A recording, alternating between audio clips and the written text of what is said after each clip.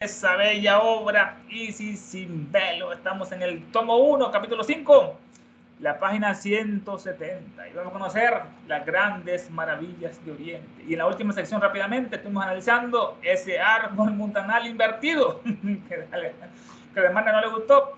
El ficus religiosa, el árbol bo, es descrito por los hindúes como creciendo en posición invertida, con las ramas extendiéndose hacia abajo y las raíces hacia arriba. Las ramas tipifican el mundo externo de los sentidos, es decir, el universo cósmico visible, el universo físico. Y vimos también este tema, y las raíces de este árbol simbolizan el mundo invisible del espíritu. Un árbol que está al revés, ¿no? Las raíces arriba y las ramas hacia abajo, ¿no? Y las raíces del mundo visible del espíritu, porque las raíces tienen su génesis, donde tienen su origen las raíces, en el cielo, en las regiones celestiales, donde desde la creación del mundo, la humanidad ha colocado ahí a su deidad invisible en el cielo, no en la tierra, no, ni en el infierno, ahí arriba siempre está esa deidad. Y ahí nos quedamos, ahora entramos al subtema, la energía creadora que se originó en ese punto primordial. Vamos al punto como leitmotiv, como hilo conductor, que es ese punto misterioso, ¿no? La energía creadora que se originó en el punto primordial. Los símbolos religiosos de todos los pueblos son otras tantas ilustraciones de esta hipótesis metafísica expuesta por el gran Pitágoras, Platón y otros filósofos sabios en este caso. Esa energía creadora, Elena la comenta más como Fohat en la doctrina secreta, ¿no? Esa energía es el hijo de la jerarquía sectenaria. En el capítulo, la estancia 5 es Fohat, el hijo de la jerarquía sectenaria. La cuarta estancia es la jerarquía sectenaria. Esta energía creadora, Fohat, que se originó en ese punto primordial, se originó o emanó, dice esta traducción, o emanó de ese punto primordial. Ese punto, ella nos dice en el proemio, primero está solo un círculo blanco, en el libro misterioso, no un círculo blanco en un fondo oscuro. Solo el círculo blanco. ¿Qué es esto? ¿Qué es todo esto? En la siguiente página dice, luego en la siguiente página tenemos ese mismo círculo blanco, el fondo oscuro, pero ahí hay un punto dentro del círculo, que todo lo va cambiando, ese punto. ¿Qué significa esto?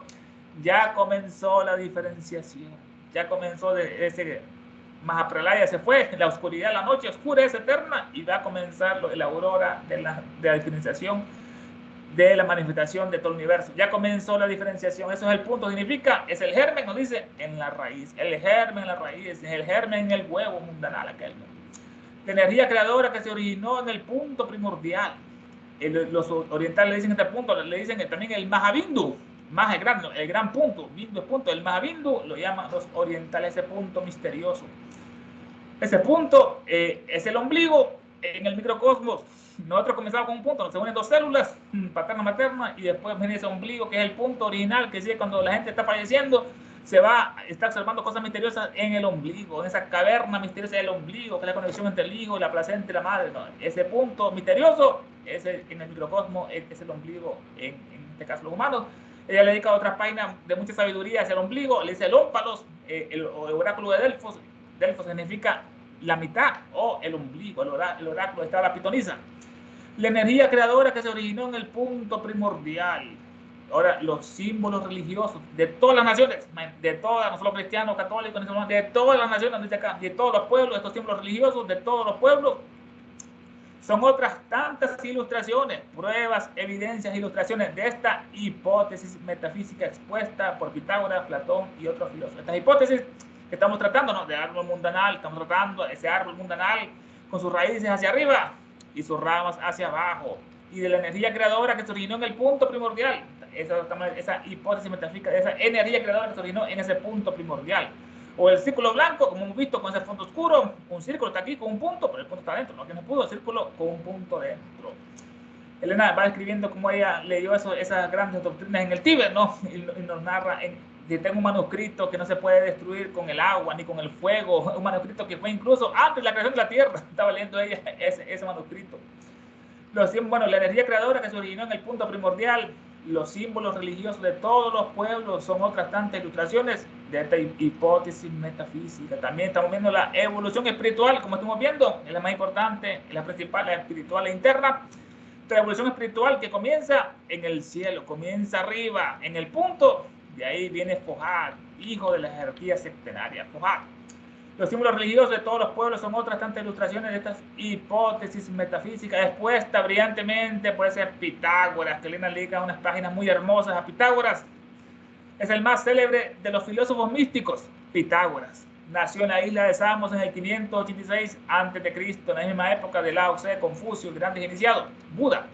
A lo que parece, viajó por todo el mundo y entresacó su filosofía, su sabiduría de los diversos sistemas de que tuvo conocimiento. Pitágoras. Así estudió las ciencias esotéricas con los brahmanes de la India, se fue hasta allá, no, hasta la India. Los griegos se asustaban. Cuando Apolonio detiene a sus discípulos, les dio que iban a la India, todos se asustaron, casi nadie quería ir ahí, porque les habían alertado que era una tierra de hechicería por excelencia, y lo iban a hechizar.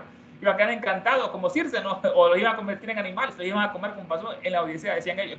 Solo uno fue. Así, bueno, Pitágoras estudió la ciencia secreta con los brahmanes de la India, los muy solenas, ¿no? Llegó a la India hasta el Tíbet, hasta más allá. Y también estudió la astronomía, la astrología en la Caldea, en la Persia y en el Egipto místico. Después de su regreso se instaló en Crotona, Pitágoras, en la Magna Grecia, donde estableció una escuela a la que muy pronto afluyeron ahí todas las mejores inteligencias de los centros civilizados del mundo. Pitágoras, todos fueron ahí ese núcleo, ¿no? Era el Harvard, era el Oxford, el Yale de esa época, ¿no? Después Platón hizo lo mismo con la academia y después Hipátia de Alejandría lo mismo. Pitágoras fue el primero que enseñó el sistema heliocéntrico. Imagínense, 500 años antes de Cristo ya hablaba que el Sol era el centro de la Tierra. Pasaron más de 1000 años, 1500, para que la Iglesia Católica, su oscurantismo, se den cuenta que la Tierra no es el centro del universo. La teoría geocéntrica ptolomeica fue un fracaso. Pitágoras fue el primero que enseñó el sistema heliocéntrico, después comprobado por Eratóstenes. Y era el sabio más versado en geometría de su siglo. Geometría, no Pitágoras, la hipotenusa, los catetos. Creó también la palabra filósofo, no fue Sócrates, sino fue Pitágoras, filósofo, lo creó él, compuesta de dos términos, filo, que es amante de la sabiduría, de Sofía, amante de la sabiduría, los filósofos. Nos dice ella, como el más grande matemático, astrónomo y geometra, ciencias exactas, y de la antigüedad histórica era el más grande de esto, ¿no? Pitágoras, matemático, astrónomo y geometra, así como el más eminente de los metafísicos y sabios. No solo se dedicó a la ciencia pura como los científicos, dominaba las dos, la ciencia occidental y oriental, así como el más eminente, el más alto, ¿no? De los metafísicos y sabios. Pitágoras adquirió fama imperecedera, no como Aquiles, que le dijo a tu mamá que no se fuera a luchar porque iba a morir joven, y dijo él que prefería eso a la humillación de no vengar a su hermano Patroclo, a su amigo Patroclo. Pitágoras adquirió fama imperecedera. Enseñó además, nos dice la doctrina de la reencarnación, tal como se profesaba en la India, y muchas otras cosas de la sabiduría secreta, Pitágoras. Bueno, todo esto enseña también Pitágoras, los símbolos religiosos, y Platón, en este caso, un iniciado en los misterios. Platón era iniciado. El más eminente filósofo griego, no, Pitágoras era de Italia, Crotona, cuyos escritos son conocidos por el mundo entero. Platón fue discípulo de Sócrates y maestro de Aristóteles. Floreció unos 400 años antes de Cristo. Su madre, Peritocne, Helena nos quita otro velo, quedó embarazada de Platón siendo todavía virgen. No solo Jesús, también la madre de Platón se embarazó virgen, o la de Apolonio de Tiana, o la de Buda, que un elefante la fecundó en la noche, en un sueño. Le dijo la Mahadeva. Su madre, Peritocne, el nombre de ella, Peritocne, quedó embarazada de Platón siendo todavía virgen, como María. Desde una edad muy temprana se dedica Platón a las bellas artes, a la geometría, y en los cálculos matemáticos se le unieron a él el entusiasmo por lo bello, como la palabra que él acuñó, todo lo que es bueno, bello y hermoso y útil. Platón, las lecciones de Sócrates despertaron su vocación filosófica. Iba a ser destinado, era familia él del gran Pericles, un gran legislador que tuvo Grecia, iba a ser él un gran también rey o legislador, pero él, debido a que escuchó a Sócrates decir la verdad en los parques, le empezó a importar mejor la sabiduría que la farsa de la política que estaba viviendo la Grecia de esa época. A la muerte de su maestro quedó muy consternado él, no como lo mataron los griegos, porque decía la verdad. Lo acusaron que estaba corrompiendo a los jóvenes, Sócrates, no, que estaba introduciendo dioses extranjeros. Y mencionaba dioses y cosas de ocultismo, como Dino, un dios misterioso Dino. A la muerte de su maestro concurrió a la escuela de Euclides, el gran matemático, en Megara. Visitó a los filósofos de la Magna Grecia, como Pitágoras, y a los sacerdotes egipcios. Y más tarde fundó en Atenas una escuela, la academia, ¿no? Centro luminoso cuyos resplandores se difundieron a lo lejos, que duró muchos siglos hasta que la Iglesia Católica lo cerró. Desde ahí comenzó toda la muerte de Occidente, nos cerraron la última academia platónica. Platón consideraba a Dios, a la divinidad, no como causa y como sustancia, no como espíritu y sustancia, todo, no como espíritu y materia, causa y como sustancia, como el logos, decía el logos o el verbo, que contiene las ideas eternas, que tanto predicaban, ¿no? Las ideas eternas, los arquetipos platónicos, las ideas eternas, tipos de todas las cosas. Los tipos no son los arquetipos, están ahí. Esos arquetipos después ella nos comenta que son etéricos astrales, ¿no? Y después se descienden a la tierra y se vuelven físicos.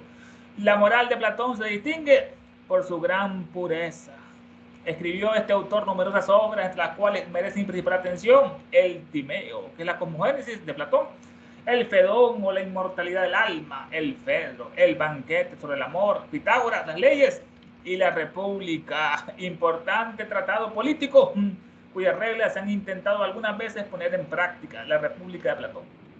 Partidario de la eugenesia, ese es el futuro. Igual que Nikola Tesla, la eugenesia va a ser la solución, igual que la teosofía, una gran panacea, que es solamente que las personas aptas, que sean los buenos, bondadosos, inteligentes, serán los únicos que se van a poder permitir reproducir, mientras que los malos, los ladrones, violadores, estos asesinos, no van a tener hijos por prohibición, porque la semilla del mal se pasa por el ADN, como lo mismo decía Nikola Tesla. Bueno, Platón y otros grandes filósofos, acá dice el PDF lo siguiente, vamos a leer la lectura. Veamos ahora la teoría evolucionista de los antiguos brahmanes simbolizada en el árbol mundanal llamado el Asvata. Aunque de distinto modo que los escandinavos, el Asvata tiene las ramas hacia arriba y las raíces hacia arriba, bueno, las ramas hacia abajo, perdón, y las raíces hacia arriba. Las raíces simbolizan el mundo físico, el universo visible, y la segunda, bueno, esto es un error, no son las raíces, no las ramas, son las raíces, y la segunda, el invisible mundo espiritual, las raíces. Porque las raíces arrancan desde las regiones celestiales, en donde desde la creación del mundo colocó la humanidad a su invisible Dios. Los símbolos religiosos de todo país son corroboraciones diversas de la doctrina, según la cual la energía, la Fohak, la energía creadora, emanó de un punto primario, ese punto misterioso, y así lo enseñaron Pitágoras, Platón y otros filósofos. Hermanos, comentarios, puntos de vista acerca de esto que nos pueden comentar acerca de Platón, Pitágoras o ese punto misterioso. Están los micrófonos para ustedes, hermanos.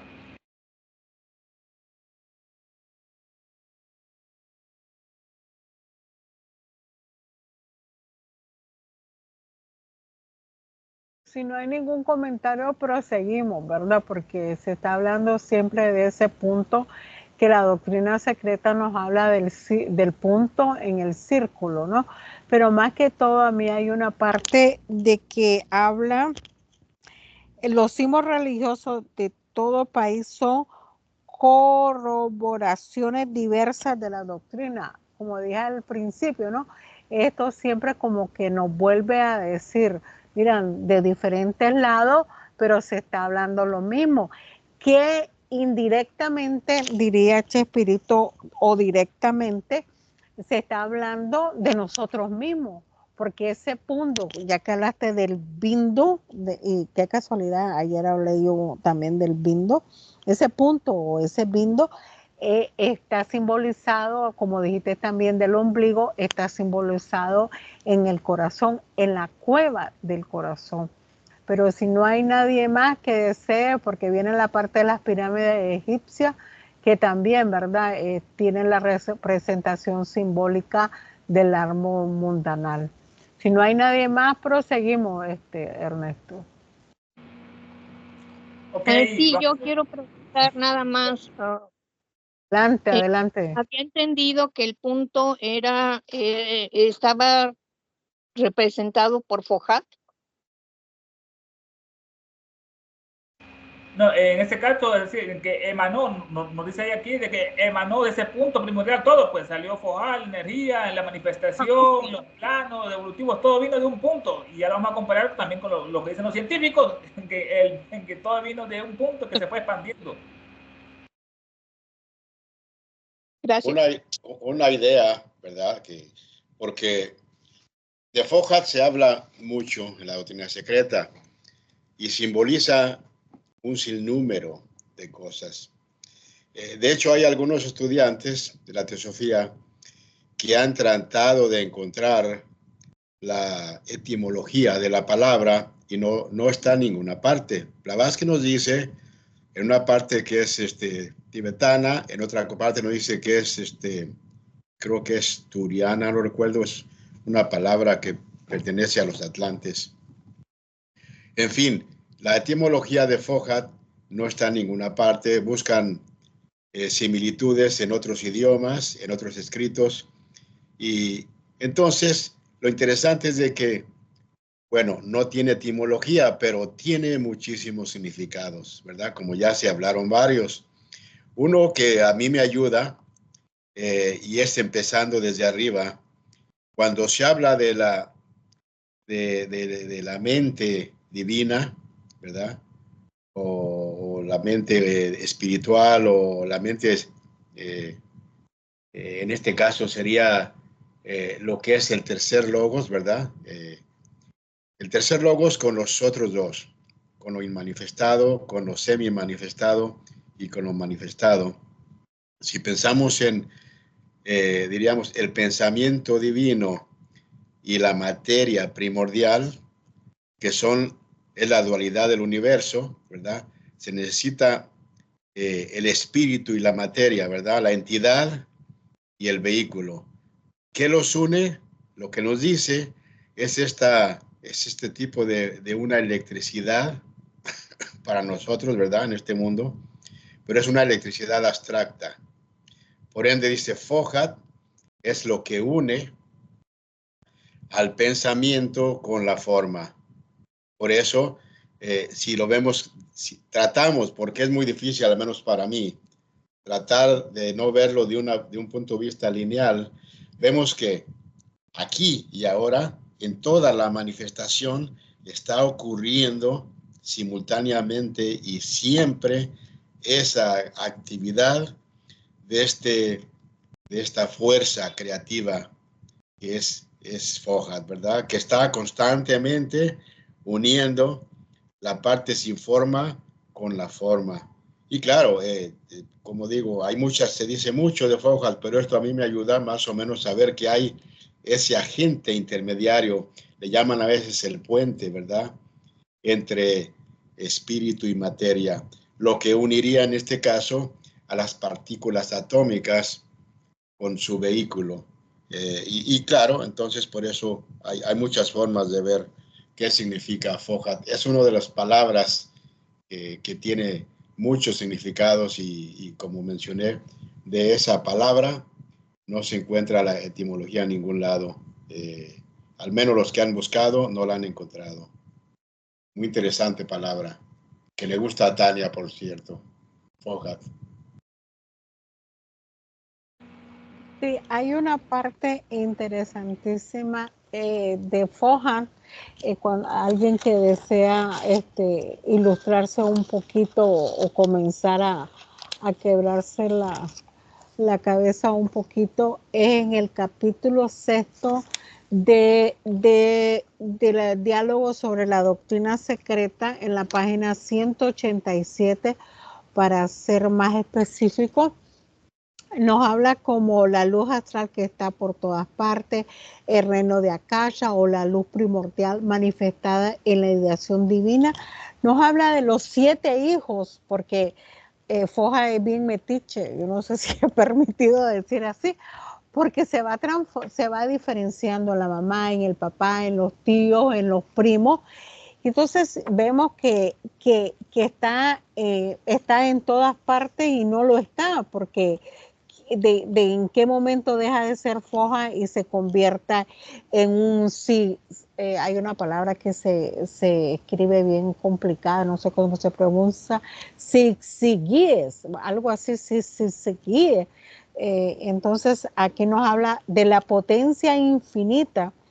La potencia infinita se encontraba en su totalidad en cada uno de los 6 seres primitivos. Sin embargo, estaba ahí solo en potencialidad y no era innata.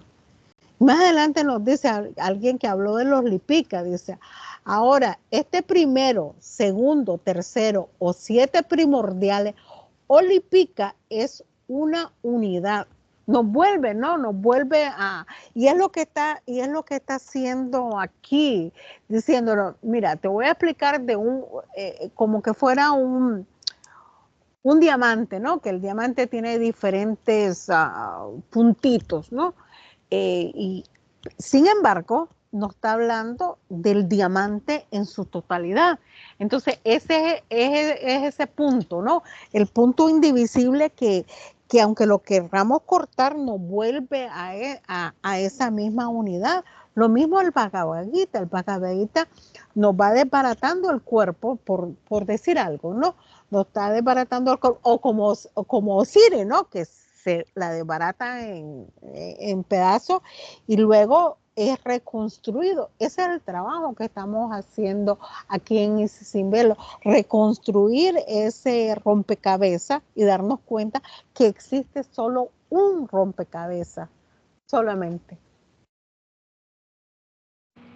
Interesante lo que usted ha comentado. Hermana, comenzó esto que nos encanta, que es la ejemplificación del segundo objetivo: estudio comparativo de religión, ciencia y filosofía, tanto orientales como occidentales.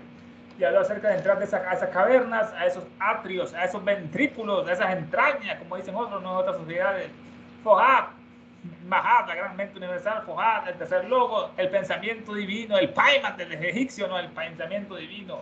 Que había expresión es el Paiman, el hermano comentó. Dice que es el puente que une la forma con el espíritu, la materia con el espíritu, lo rupa con lo arrupa. En este caso también es el puente misterioso donde las ideas divinas del espíritu pasan al mundo objetivo como leyes, nos dice leyes que se manifiestan. Y la hermana comentó hacer lo mismo con el Antancarana, que es nuestro puente, con nuestra moneda, que hay que irlo construyendo ese puente para fundir los dos, ¿no? En ese espíritu, que el cuaternario se vuelva un triángulo. Los 7 hijos de Fujal, nos habla ella, ¿no? Que se va diferenciando esas fuerzas misteriosas: sonido, luz, calor, electricidad, magnetismo, cohesión, etcétera. Esa jerarquía sectaria está por todas partes en Fujal. Y entramos al subtema: los caldeos, el cosmos, el punto otra vez, Alaya, y la divinidad. A este propósito dice Filón, después de estas magníficas palabras de Pitágoras y Platón, a este punto, a este propósito dice Filón: estos caldeos eran de la opinión de que el cosmos, entre las cosas que existen, o sea, ya manifestadas, es un punto único, un solo punto, el cosmos, o incluso siendo el mismo Dios, ese punto, no, Teos, siendo el mismo punto Dios en el universo, Teos, o que en él, en ese punto, está Dios, comprendiendo el alma de todas las cosas. Otra palabra dice en otra traducción: abarcando el alma de todas las cosas. Ese alaya, ese mahal, ya lo vamos a ir analizando.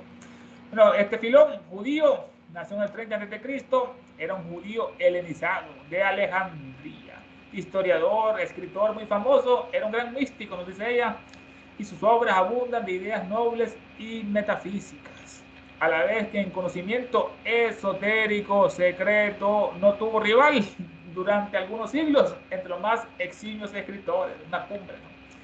Estaba muy versado en la cábala antigua, como judío en la cábala antigua. Dice ahí otra parte que su abundante trabajo es principalmente apologética, ¿no? Con intención de demostrar la combinación perfecta, dice él, ¿no? Entre la fe judía y la filosofía helenística, ¿no? De Platón y Aristóteles. Era un judío helenizado, ¿no? El subjetivo de demostrar esa comparación, analogía entre la fe judía y la filosofía helenista.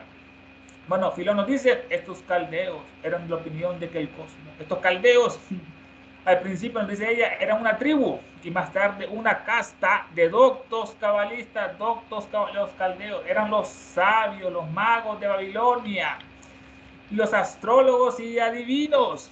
Y Frank, en su cábala, dice él que hace referencia hacia la íntima semejanza que se nota entre la doctrina secreta, entre comillas, entre la doctrina secreta encontrada en el Avesta de los de Zoroastro, los Parsis, en analogía entre esta doctrina secreta y la metafísica religiosa de los caldeos, todavía del mismo árbol que estamos, el árbol de la sabiduría, ¿no? Esta misma fuente divina, esa serpiente. Bueno, dice Filón que estos caldeos eran de la opinión de que el cosmos, o sea, todo el universo, entre las cosas que existen, esta palabra existir, no estar afuera, no estar fuera de la realidad, existir fuera de la realidad, está afuera, no está dentro de la realidad. Todo lo que existe está en la manifestación y la verdad está en lo inmanifestado, en lo que es eterno y perenne. Bueno, estos caldeos decían que todo el cosmos este que conocemos, imagínense todo el cosmos, todo el universo, ¿no? Entre las cosas que existen es un punto único. Imagínense, el cosmos, un punto. Bueno, este es el primer logos que estamos analizando en el círculo con el punto, es el cosmos en la eternidad. El cosmos, que es la madre, ¿no? Que es el espacio, el femenino cosmos, más el padre, que es el tiempo, en la eternidad. Esas 7 pieles, ¿no? Dicen la estancia, ¿no? Madre, padre. Estos caldeos están dando opinión de que el cosmos, entre las cosas que existen, que están manifestadas, ¿no? Es un punto único, ese cosmos. El primer punto, metafísicamente, es el primer punto de la manifestación, ya se manifestó y pasó la metafísica a lo físico, ¿no? Es el primer punto de la manifestación. El germen de la primera diferenciación que estuvimos analizando, el ese germen. O sea, el punto en el círculo infinito. Un círculo infinito no termina, cuyo centro, nos dice ella, es el círculo infinito, está el centro en todas partes y la circunferencia en ninguna. Como decía otro filósofo europeo, está en todas partes y no tiene circunferencia, o sea que no tiene límites, es ilimitado e infinito, ese espíritu, esa divinidad está en todo el universo, ¿no? Su centro está en todas partes y la circunferencia en ninguna. El punto es el logo, claro está, el logos y manifestado se está manifestando. El punto central del disco de que se habla en la cosmogonía, en el proemio, representa la aurora de la diferenciación, el comienzo de la diferenciación, el germen, que es el punto contenido en el huevo mundano y que vendrá a ser el universo. Ese es otro símbolo muy poderoso, el huevo, ¿no? Está el círculo del huevo ya fecundado con ese germen, que es el punto, y que vendrá a ser el universo completo, como Brahma, ¿no? Que nació en un huevo, ahí se diferenció. El todo es el cosmos infinito y periódico. Así como el círculo simboliza la divina unidad, todo está dentro del círculo, no nada afuera, todo es la divina unidad, está dentro del círculo, de la cual todo procede y a la cual todo vuelve. Así decían ellos, entre los caldeos eran la opinión de que en el cosmos, entre las cosas que existen, es un punto único. Como dicen los científicos, ahora vamos a la ciencia occidental, ¿no? Dicen ellos que todo comenzó con un punto. No sé si lo leyeron de los orientales, no, muchos copian y después no dicen la fuente, ¿no? Dicen ellos que todo comenzó con un punto que se fue expandiendo de una forma muy terrible, es un sonido, una armonía perfecta, y ellos dicen que fue una gran explosión, el Big Bang, pero todo comenzó con un punto que se fue expandiendo y creó el espacio. La palabra Brahma, si vamos a su raíz etimológica, significa expandir. El espacio, ¿no? Brahma es expandir o aumentar, en este caso dicen los orientales. Estos caldeos eran de la opinión de que el cosmos, entre las cosas que existen, es un punto único, o incluso, si no es el mismo punto, el universo es el mismo Dios, como el primer logos inmanifestado, ¿no? Ya se está convirtiendo. O incluso siendo el mismo Dios, que ese primer logos inmanifestado está muy cerca de la realidad, solo aporta el plan divino y se retira la oscuridad y el silencio cuando lo manifestado. Es un único punto, único, o incluso siendo el mismo Dios, y nos da la palabra aquí, Teos, que la vamos a analizar. Teos, en este caso, ella dedica un capítulo, Teos, en la Unión Secreta, es la triple deidad, como todo, ¿no? Espacio, tiempo, es el caos, el Teos y el cosmos. Vamos a su equivalente. Caos es el caos, el desorden.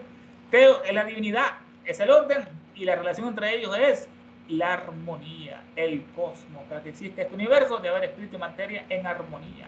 Cosmos es entonces la armonía entre lo caótico, el caos, y lo divino, entre la materia y el espíritu. Es el puente entre los dos, ese cosmos. Esta triple deidad está en todo y en todo, en toda manifestación está esta triple deidad. Por lo tanto, se dice que es masculina y femenina, buena y mala, positiva y negativa, y toda la serie de las cualidades opuestas, todas más allá de las dualidades, más allá del bien y el mal. Cuando se halla en estado latente, importante, como en el sueño, ¿no? Del hombre, cuando está en estado latente este universo, está en pralaya, es incognoscible, no se puede conocer, está dormido. Solamente cuando despierta es que el hombre se puede conocer a sí mismo. Cuando el universo se halla en estado latente, en pralaya es incognoscible y viene a ser la deidad incognoscible, como nos dice ella, que la divinidad manifestada somos nosotros los humanos, la divinidad que se manifestó. Cuando se halla en estado latente, en pralaya es incognoscible y viene a ser la deidad incognoscible. Solo puede ser conocida por sus funciones activas, ya está activado, ya es de día, de consiguiente, como cuáles son estas funciones activas, como la materia física, la fuerza que la domina y el espíritu viviente que está en todas partes. y de las correlaciones y resultados de sus leyes de Foghat, que estamos comentando esas leyes, calor, luz, sonido, electricidad. Así conoce esa manifestación cuando está activa, o expresión, dice acá, o la expresión en el plano visible, en el plano físico, ¿no?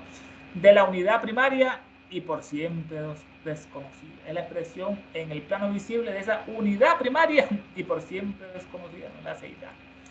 Nuestros caldeos tienen la opinión de que el cosmos, entre las cosas que existen, es un punto único, o incluso siendo el mismo, ese punto, universo, Dios o Teos, o que en él está Dios, en este caso, que en él está Dios. En el punto está la divinidad, y está en todas partes del espacio manifestado, está en todas partes, como los, por ejemplo, los átomos de la ciencia, están en todos lugares, no hay vacío, y todo lo forman, y todo lo destruyen, para comprender esa idea de esa divinidad como los átomos. En el punto está la divinidad, está en todas partes del espacio manifestado. Incluso en él está Dios, o comprendiendo, abarcando el alma de todas las cosas. Esa alma suprema, ¿no? Es el Alaya, el Mahat, el Munapakriti. Esa alma está en ese punto, esa alma que abarca todas las cosas materiales y espirituales. Estas cosas, bueno, este es el Alaya, nos dice ella que es el alma universal, la gran alma, ¿no? El alma universal o el anima mundi, o sea, el que anima todo el universo, el mundo, el anima mundi, el alma universal, que es idéntico a la casa, que hemos estudiado en varias partes, en el sentido místico, lo mismo el haya que la casa. Es el agente primario. Y al Mulapakriti en su esencia, tanto espiritual como a casa, como ya en la materia como Mulapakriti. Mula es raíz, Prakriti es la raíz de la materia. Idéntico al anima mundi de la casa y al Mulapakriti en su esencia, como base y raíz, que es de todas las cosas. La materia del espíritu es la base, raíz de todas las cosas. Alaya es el alma maestro, el alma maestro, el alma universal o nuestro alma, nuestro espíritu, que es un rayo de ese sol o una gota de ese océano. Nos dice ella, de la que cada hombre de ese alma tiene dentro de sí mismo, está dentro, ¿no? Un rayo, con la cual puede identificarse, como hizo Buda, y en la cual puede sumirse. Como nos dice ella esta frase, está en la voz del silencio, esta gran alma.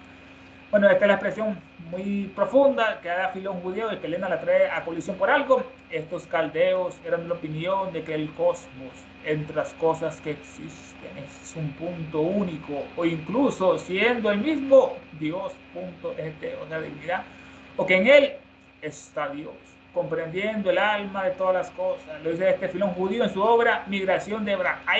Esta migración, este libro, se centra en la narración bíblica del llamado que le hace el diablo a Abraham, ¿no?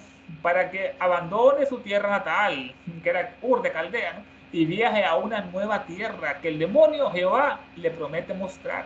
La tierra no estaba vacía, había que matarlos a todos, ¿no? A los dueños de la tierra, ¿no?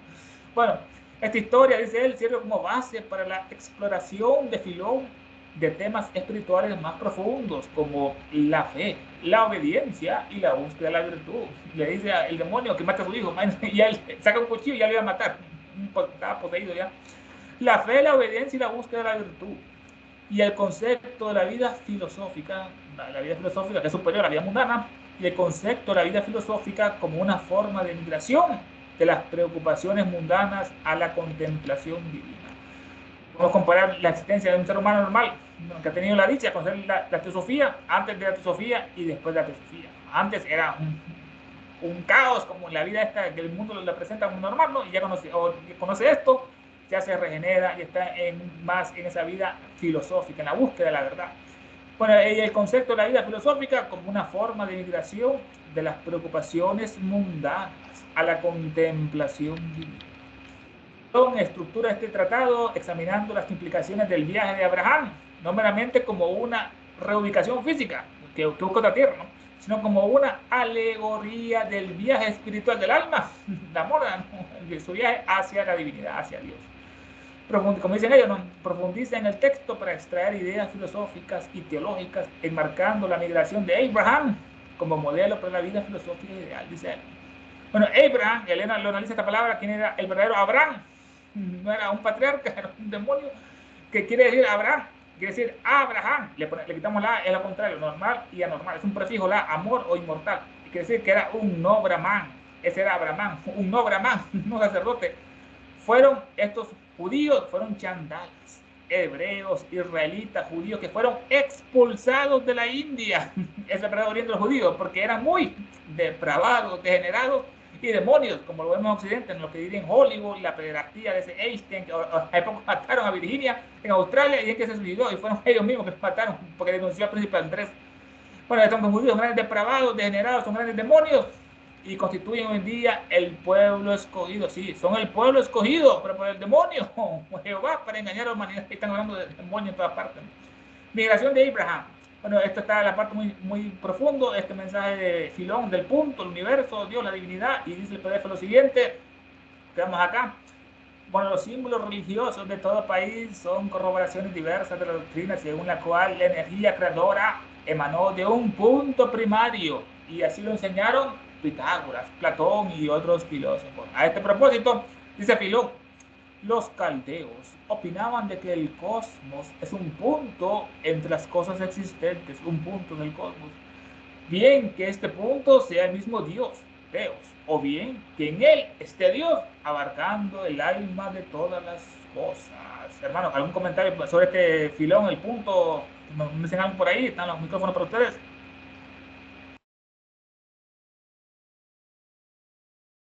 Pregunto. Este punto también se puede ser ¿es un sinónimo o no es un sinónimo del punto cero Olaya? A ver, opiniones. Bueno, vamos a hacer una analogía con las palabras punto y átomo, que son intercambiables a veces en la doctrina secreta, como ya se mencionó, dijo Ernesto, ¿verdad? Es el punto que está en todas partes y en ninguna. En un libro de Blavatsky, que son las transacciones de la logia Blavatsky, habla de este punto como un átomo y dice, en este círculo en el cual llamamos Brahma, el germen, o sea que Brahma es llamado un átomo, es la palabra de Anu también que mencionó Ernesto, ¿verdad? A veces Brahma es Anu, o sea, el átomo 1, que puede ser el punto 1. Por ende, dice, este átomo o Anu es latente y abarca la infinitud ilimitada durante el pralaya. Ahora, en los ciclos de la vida es activo y no tiene ni circunferencia ni plano. Solo es una expansión ilimitada. Por eso estas ideas, ¿no? nos llevan a hacer un esfuerzo mental, porque en realidad son ideas de muchos puntos de vista. Podríamos decir que lo más elevado de la idea, una vez que se entiende literalmente, nos lleva a tratar de entender algo abstracto dentro de nosotros mismos, para tratar de entender qué quiere decir que está en todas partes y ninguna, que no tiene ni circunferencia ni plano, que es una expansión ilimitada, todo esto, ¿verdad? Y por eso entonces estos átomos elementales, que así los llaman los ocultistas, se refiere a estos significados que son análogos a Brahma, ¿verdad? Anu, al átomo 1. Por ende, cuando hablamos de Brahma, estamos hablando de la manifestación, estamos hablando de la Aum, ¿verdad? Que hemos estado participando en los domingos por la noche con esta simbología del Om o el Aum, que tiene que ver con este universo manifestado. Entonces, por ende, cuando se habla de estos puntos o estos átomos, es una idea casi incomprensible que nos quita toda referencia con plano, con circunferencia, porque habla de una expansión ilimitada. Y claro, con lo que preguntaba Tania, el punto Laya, bueno, esa es otra cosa que tiene que ver a qué se refiere un punto Laya, que es diferente a todos estos puntos durante la manifestación. Pero ahí lo dejo para si alguien más quiere participar y no sé nada más. Nosotros, bueno, si no, adelante, Ernesto. Sí, es que pregunté que si es el mismo punto cero Olaya, porque también habla del átomo, dice, ¿dónde está nuestro miserable átomo de barro? Habla de ese átomo de barro que la soberbia arrogante llama tierra. Entonces aquí habla también del pralaya y de la destrucción del universo y la desaparición del universo entero o la ideal o el físico. Entonces por eso es que me vine a este punto, ¿no? La pregunta si se está hablando, si es un sinónimo o una diferenciación de este solo punto que viene a ser el punto cero o laya. Pero, ahí está Dulce. Yo no sé si lo estés correlacionando con lo que dice aquí, que es punto alaya. Y según la definición en el glosario de alaya, es el alma universal o anima mundi. Este nombre pertenece al sistema tibetano de la escuela contemplativa Mahayana, idéntico a la casta en su sentido místico y al Mula Prakriti en su esencia, como base y raíz que es de todas las cosas. Entre corchetes está Alaya, es el alma maestro, el alma universal o Atman, de la cual cada hombre tiene dentro de sí mismo un rayo, con la cual se puede identificarse y en la cual puede sumirse. Nada más. Sí, el punto, eso es lo que leíste, es alaya, ¿verdad? El alma. Sí. Tania, lo que dijo Tania es otra cosa, es el punto laya, del cual se habla en la doctrina secreta cuando se transfieren todos los principios de una cadena planetaria a otra. Ahí no es que todo sea lo mismo tampoco, ¿verdad? No. No lo digo por ti, lo digo por lo que preguntaba Tania. Y claro, es que del punto tiene muchos significados. Ahora, lo que toma a nosotros es tratar de encontrar los diferentes significados del punto, porque no podemos decir que el mismo punto es el punto laya, que es el punto de arriba. A lo mejor sí, quién sabe, yo no sé, pero la idea es de buscarle, de que cuando se habla del punto laya, se habla en este caso de otra cosa, pero no dudo que tenga relación con el punto del cual se está hablando también, ¿verdad? En otras secciones no habla de lo mismo en términos astronómicos, que hay un punto Laia donde se va a formar el nuevo planeta que está por el cinturón de asteroides de Marte. Laia también quiere decir en parte, o sea, la manifestación pasa un punto, se manifiesta y está, pasa el punto Laia y regresa al punto Laia lo inmanifestado. Es otra explicación sobre eso. Hablaron sobre el punto, el átomo, esa expresión de Pascal, ¿no? Que tiene su centro en todas partes y la circunferencia en ninguna. Brahma, ese anu, ese átomo, otros dicen, hay un átomo termofísico, hay átomos espirituales, átomos en todas partes, y nos dice que, bueno, que cada átomo genera un plano, imagínense, un átomo de átmico forma el plano átmico, el átomo búdico forma todo el plano búdico, el átomo manásico, todo el plano manásico, y así sucesivamente, pegar al último, que es el átomo físico que genera toda la manifestación en ese caso. Bueno, ahora pasamos al tema. Permíteme un momentito nada más. Esto es del glosario, sobre el punto laya, ¿verdad? En este caso, alaya. No, laya, no alaya. Ok, por eso quise, ahora vas a hablar del punto laya. Sí. Ok. Sí, alaya tú lo leíste y está muy bien explicado como lo leíste, de alaya. Es el alma universal. Laya, como punto, quiere decir, es de la raíz li, disolver o desintegrar. Es un punto de equilibrio, es el punto cero en física y química. En el ocultismo, este punto donde la sustancia se vuelve homogénea y es incapaz de actuar o diferenciarse. Esta última parte es la interesante, ¿verdad? En el ocultismo, el punto laya es donde la sustancia se vuelve homogénea y es incapaz de actuar o de diferenciarse.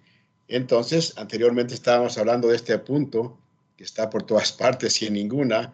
Obviamente, hablamos de la diferenciación, El punto Laya, entonces, nos dice cuando toda sustancia es incapaz de diferenciarse. Pero entonces, y obviamente debe tener una relación con el otro punto del que se habló.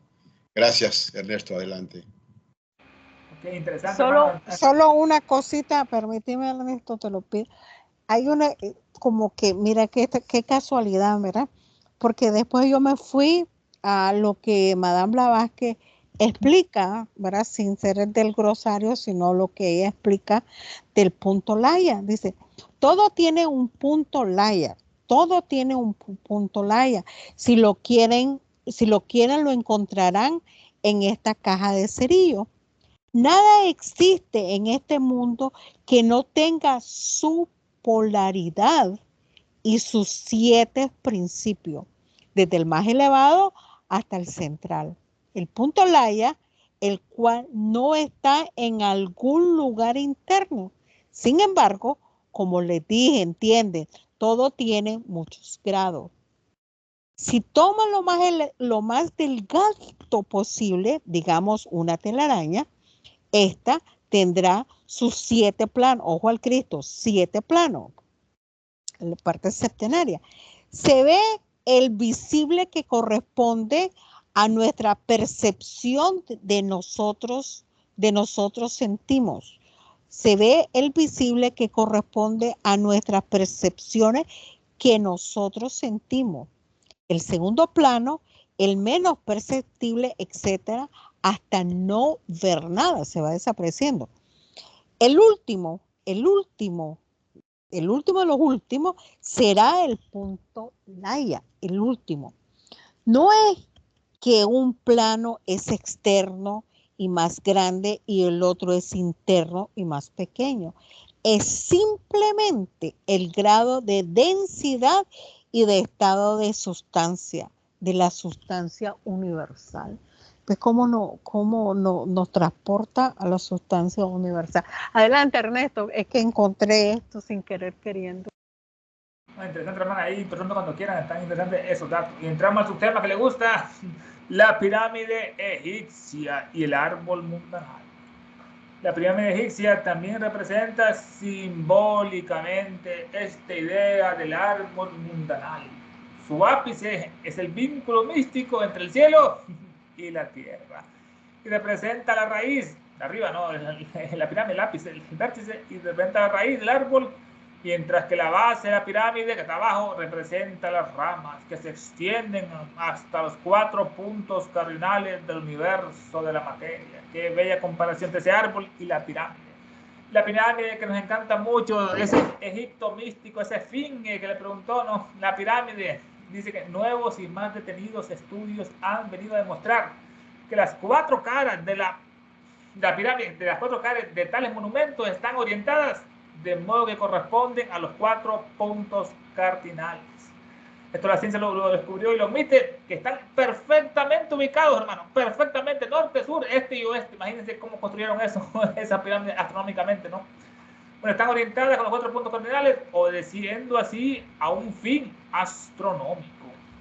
En efecto, las pirámides se hallan íntimamente relacionadas con la idea de la constelación del gran dragón, ¿no? El Lucifer, no, el Draco, el dragón.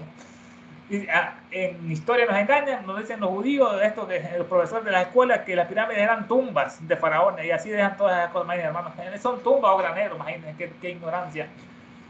Las pirámides se hallan entonces íntimamente relacionadas con una constelación, que vamos a ver una imagen con esa orientación entre las pirámides y esa constelación del gran dragón, que se llama Draco, en latín Draco, el gran dragón, del gran dragón.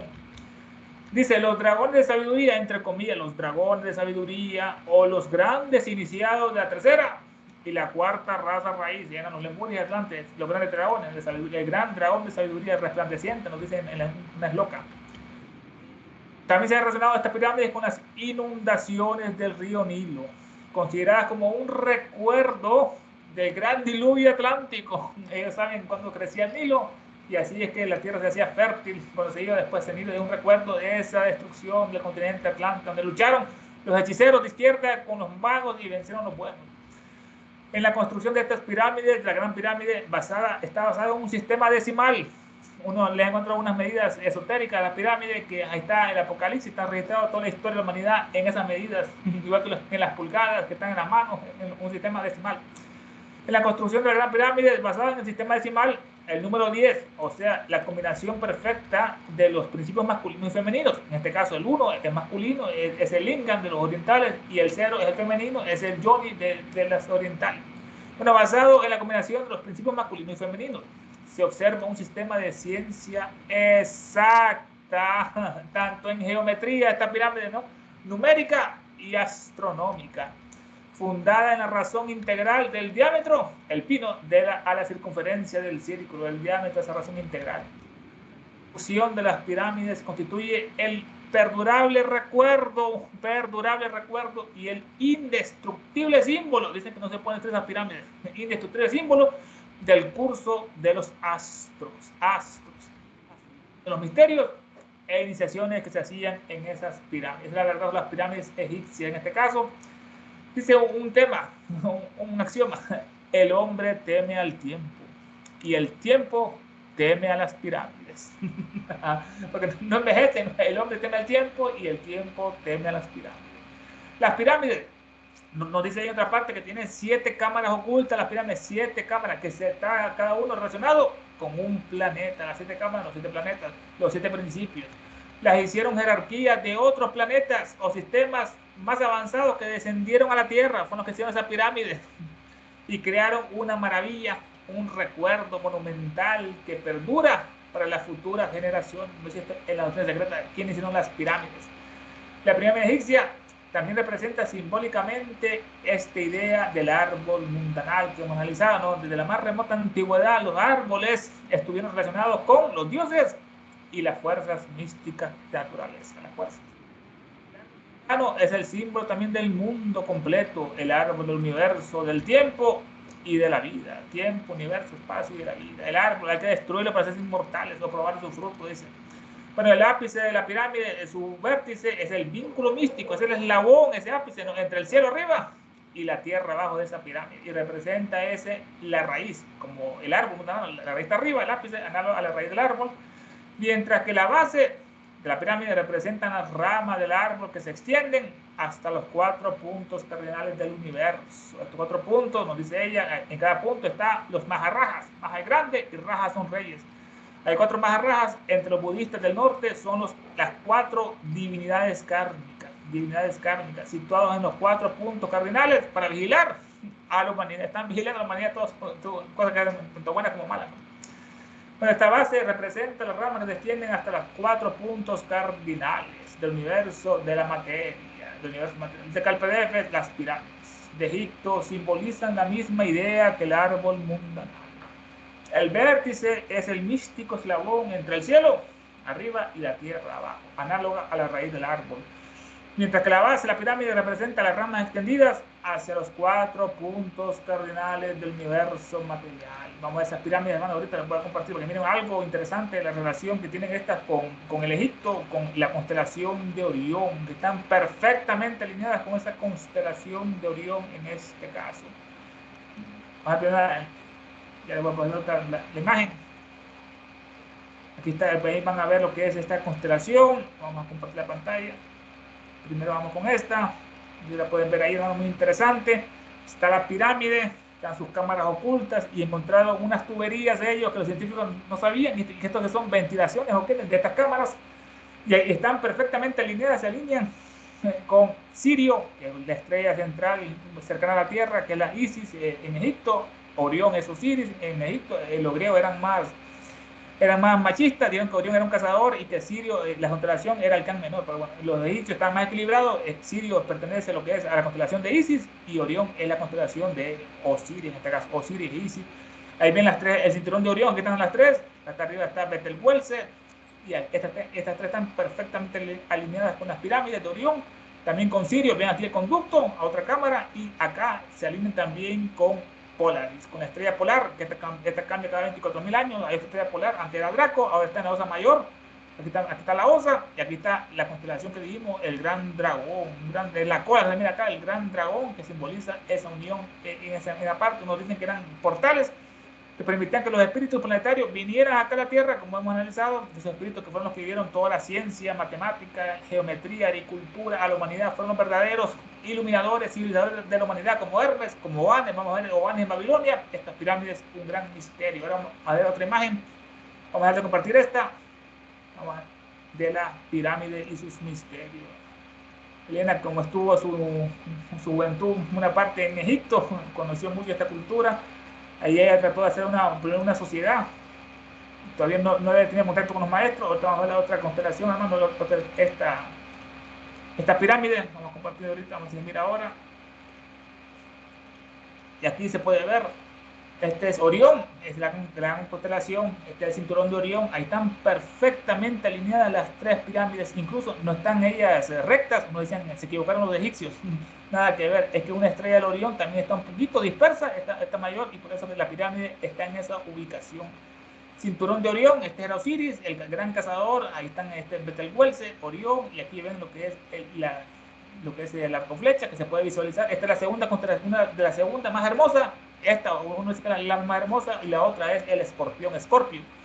Están peleados. Si uno mira a Escorpión, no mira a Orión. Y si mira a Orión, no mira al Escorpión. Decían los griegos en su mitología que Orión, como era cazador, iba a destruir al gran alacrán, al gran Escorpión, ¿no? Estaban peleados por eso.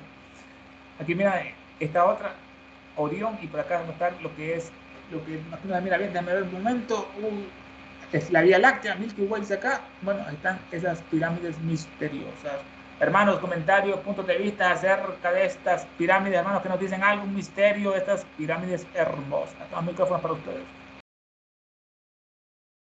Sí, un comentario.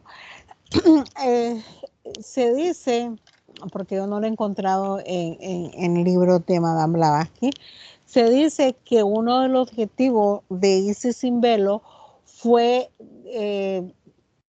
explicar realmente lo que era, lo que significaba lo de Egipto, porque se habían encontrado muchos egiptólogos de bolsillo que más bien confundían.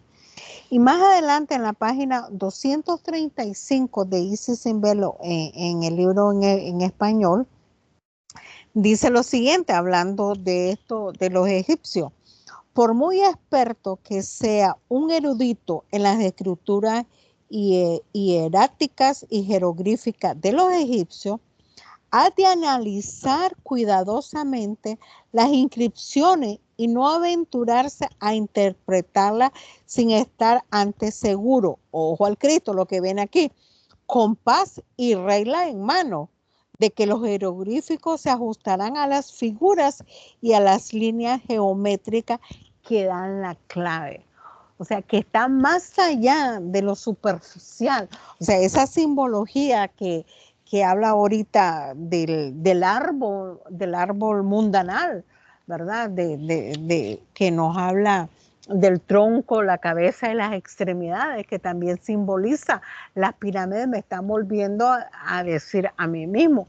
Porque si las personas que han tenido la oportunidad de ir de entrada a las pirámides, se encuentran, no sé si es del montón de gente que llega ahí, pero que una energía se siente súper diferentísima ahí.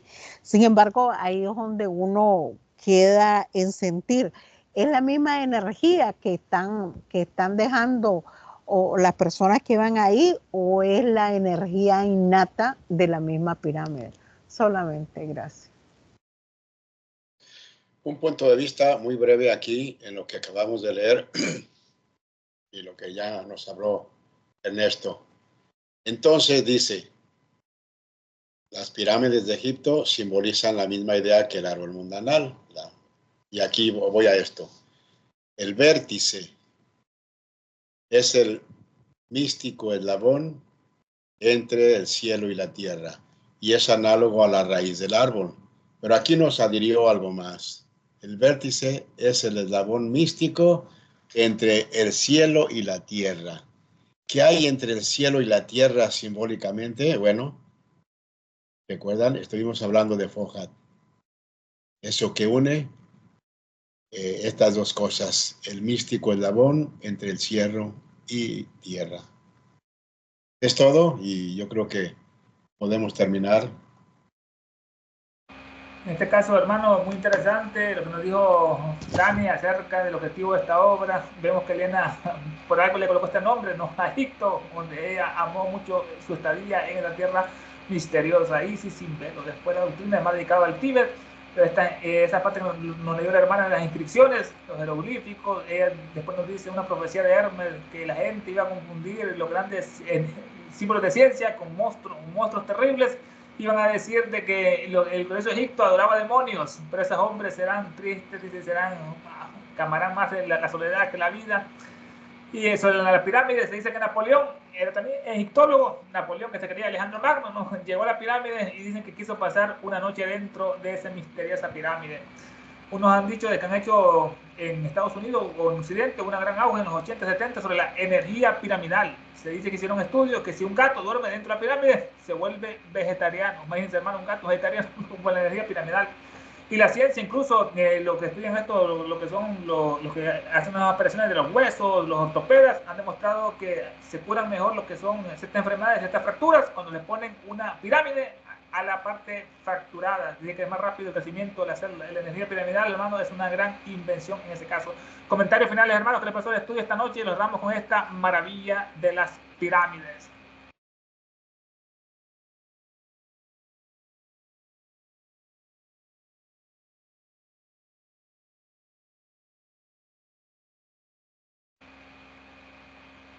Tania, el cierre, Tania. Gracias, Ernesto, gracias. Bueno, yo voy a cerrar con algo, con algo aquí de Madame Blavatsky, porque nos está hablando de este Fohat terrestre. Dice, para que nos vayamos bien a descansar muy bien. Aquí llegamos a un asunto muy metafísico y quiero que ustedes lo recuerden bien. Les diré algo mejor.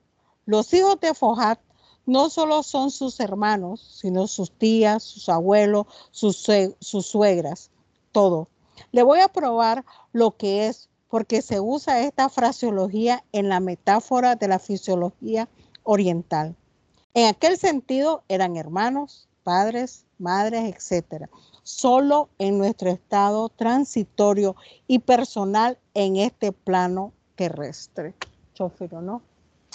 Gracias, Ernesto. ¿Alguien más? Si no, cerramos y nos vemos a la misma hora en el mismo canal la próxima semana. Gracias. Buenas noches. Y la próxima semana ya haré la llamada por Teams. No sé si ustedes puedan, pero si sale miércoles o miércoles Isis, vean arriba o vean en la parte superior que tenga a todos los participantes. Si solamente tiene uno, es que solamente son ustedes, ¿verdad? Entonces, donde les salga con todos los participantes, ahí si alguien quiere hacerla antes, la puede hacer, ¿verdad? Pero si no, nada más sale un participante, es que no se puede hacer la llamada. Te iba a preguntar, ¿es igual que cualquier otra plataforma? ¿Hay que bajarla? ¿Hay que descargarla? Sí. Ok. Sí, ahí, no sé si ya lo hiciste, cuando de lo que hablamos ayer, que cuando cerremos hoy, vuelve a ver tu Skype y ahí te va a salir un aviso de que descargues Teams. Es que no me quedó claro si era al inicio de la clase o al final. Entonces, ¿va a ser ahorita al final lo vas a hacer? No voy a hacer nada. No, lo que estoy diciendo es que cuando cerremos y nos vayamos, tú vuelves a Skype y te va a dar ahí un aviso. Que descargues Teams. Okay. Hace eso y ya vas a tener Teams en tu teléfono. Es una aplicación. Okay. Muy bien, gracias. Una pregunta, Roberto. Ay, yo soy lenta en esto. Si en el Team aparece el número 1, porque en el mío estoy viendo que está un círculo el número 1, ¿qué tengo que hacer? Nada, es que tú no apareces como anfitriona. Ay, es que no tengo plata como tú, pero ya